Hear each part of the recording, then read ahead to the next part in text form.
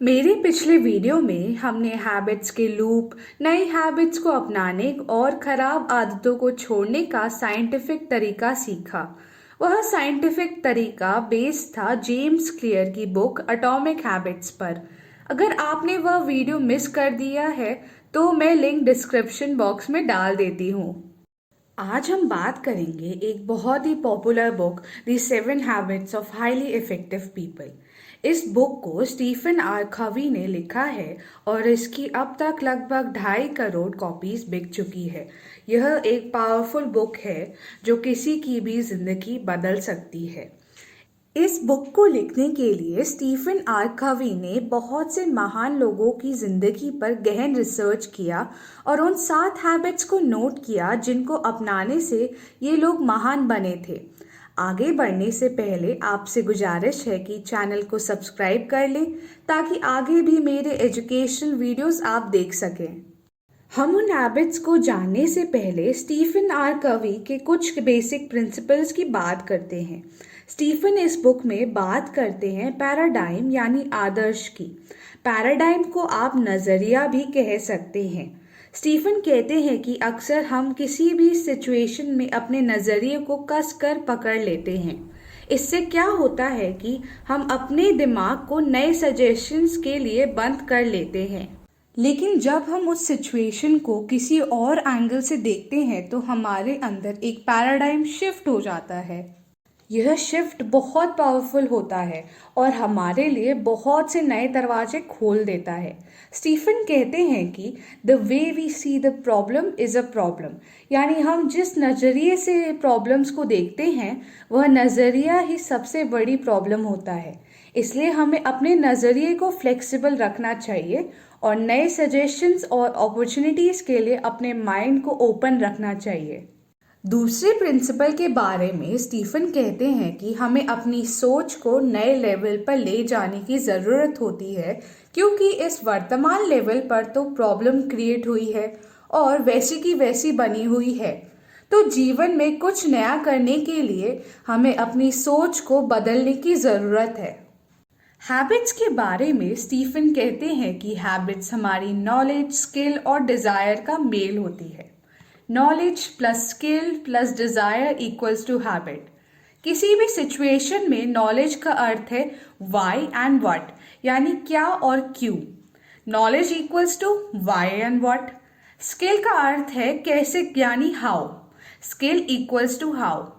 और डिज़ायर का मतलब है किसी भी काम को करने की इच्छा।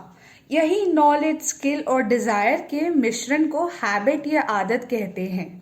तो अब हम बात करते हैं उन 7 हैबिट्स की जो हर महान और सक्सेसफुल व्यक्ति में होती है, और कोई भी व्यक्ति इन आदतों को अपना ले तो वह भी खुद ब खुद महान बन जाएगा। Habit 1, be proactive. हमें प्रोएक्टिव यानी सक्रिय रहना चाहिए। स्टीफन कहते हैं कि हमारा बेसिक नेचर एक्ट करने का होना चाहिए, ना कि रिएक्ट करने का। लेकिन अक्सर उल्टा होता है।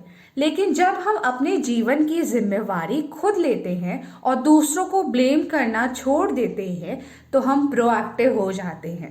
हमें जिम्मेवारी का एहसास होने पर किसी भी सिचुएशन को उस मुकाम तक नहीं जाने देते जहां हमें रिएक्ट करना पड़े। पहले ही हम कुछ स्टेप्स प्रोएक्टिवली ले लेते हैं और इसी को इनिशिएटिव या पहल कहा जाता है। स्टीफन कहते हैं लाइफ में हमें हर सिचुएशन की जिम्मेवारी लेते हुए प्रोएक्टिव रहना चाहिए। Habit 2, begin with the and in mind. दूसरी आदत जो महान लोगों में होती है वह है begin with and in mind. आप एंड रिजल्ट को शुरू से ही माइंड में रखें। आखिर में आप क्या अचीव करना चाहते हैं वह शुरू से ही क्लियर होना चाहिए, वरना आप रास्ते में भटक सकते हैं और मंजिल पर कभी भी नहीं पहुंचेंगे। अक्सर लोगों के साथ होता है कि एम अचीव होने पर उनको खालीपन लगता है, अच्छा नहीं लगता, सब कुछ न्योछावर करके मुकाम तक पहुंचे लेकिन खुशी नहीं मिली। स्टीफन कहते हैं हर चीज 2 बार क्रिएट होती है, एक बार आपके दिमाग में और दूसरी बार फिजिकल वर्ल्ड में। इसलिए हमें बहुत क्लियर होना चाहिए कि हमें क्या चाहिए। क्योंकि हमारी इमेजिनेशन में पावर है अनक्रिएटेड वर्ल्ड को क्रिएट करने की। इसलिए आपको क्या चाहिए इसको ध्यान से समझिए और लिख लीजिए। इसको हमेशा माइंड में रखिए, विजुलाइज कीजिए और आप पाएंगे कि हम अंतुगतवा मंजिल पर पहुंच जाएंगे।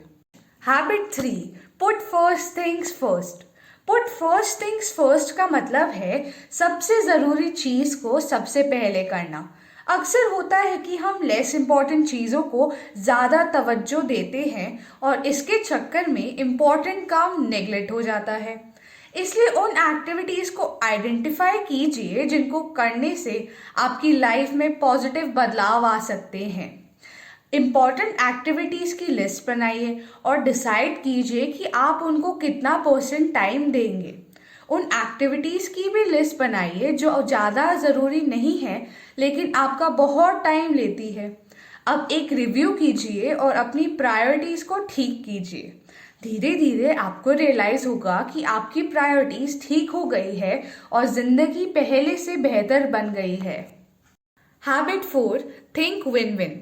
थिंक विन विन का मतलब है कि आप जिससे भी इंटरैक्ट करते हैं या किसी के साथ काम करते हैं तो उसमें आपकी विन यानी जीत हो और दूसरे व्यक्ति की भी विन हो, यानी दोनों का ही फायदा हो। ऐसा कभी नहीं होना चाहिए कि आपका तो फायदा हो आया और दूसरे का नुकसान।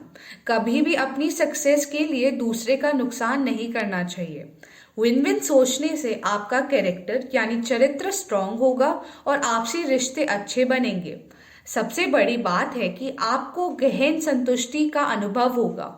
Habit 5, seek first to understand then be understood. Stephens कहते हैं कि हम ज़्यादातर समय चाहते हैं कि लोग हमें समझें, परंतु हम दूसरों को समझना नहीं चाहते। इस आदत को अपने स्वभाव में लाने के लिए सबसे पहले एक ऐसा रिलेशनशिप को चूज कीजिए जिससे आपका इमोशनल रिलेशनशिप अच्छा नहीं चल रहा। फिर कोशिश कीजिए उस व्यक्ति के पॉइंट ऑफ व्यू को समझने की। अगली मुलाकातों में ध्यान रखिए कि आप उनको समझने के लिए सुने। आप देखेंगे कि आपका नज़रिया एकदम बदल जाएगा। आप आदत बनाइए सबको सुनने की, अपने पूर्व निर्धारित पॉइंट ऑफ व्यू को अलग रखकर। अगर आपको लगता है कि आप गलत नज़रिए से उनको देख रहे थे तो आप उनसे माफ़ी भी मांग सकते हैं, उसमें कोई हर्ज नहीं है। उल्टा आपके रिश्ते उनसे और स्ट्रॉन्ग हो जाएंगे। ये एक सिंपल दिखने वाली आदत आपको एक बेहतर इंसान बना सकती है। Habit 6, synergise. अगली आदत जिसके बारे में स्टीफन बात करते हैं वो है सिनर्जाइज, यानी तालमेल कायम करना। ये लीडरशिप का सबसे इम्पॉर्टेंट एस्पेक्ट है। असल में सिनर्जी तब आती है जब हम डिफरेंसेस का रिस्पेक्ट करें, उनका महत्व स्वीकार करें। हम सब एक जैसे नहीं हो सकते, हम सब में अलग अलग क्वालिटीज़ हैं। इस डाइवर्सिटी की समझ आते ही हमारी कम्युनिकेशन, रिलेशनशिप और बिजनेस में तालमेल बैठ जाता है। स्टीफन कहते हैं कि हमें नेगेटिव सिनर्जी से भी बचना चाहिए। उदाहरण के तौर पर यदि कोई हमसे एग्री नहीं करता है तो इसे हमें नेगेटिवली नहीं देखना चाहिए, क्योंकि यह एक अलग पर्सपेक्टिव आपको देता है। इसलिए डिसएग्रीमेंट को सिरे से नहीं नकारें, इनफैक्ट उसको एक अलग पॉइंट ऑफ व्यू सोचकर उसका फ़ायदा उठाना चाहिए। हैबिट 7, शार्पन दी सॉ। सातवीं हैबिट जिसके बारे में स्टीफन बात करते हैं वह है शार्पन दी सॉ, यानी कुल्हाड़ी को तेज करना। यहाँ कुल्हाड़ी से मतलब है आपकी स्किल्स और काबिलियत। समय समय पर हमें अपने आप को अपग्रेड करना चाहिए ताकि बेटर रिजल्ट्स अचीव किए जा सके। लकड़ी काटने वाला समय समय पर अपनी कुल्हाड़ी को पैना करता है। ऐसा करने से आपकी मेहनत कम लगती है और समय भी बचता है। ऐसा ही हमें अपने फिजिकल, मेंटल, सोशल और स्पिरिचुअल एस्पेक्ट्स को समय समय पर पैना कर लेना चाहिए।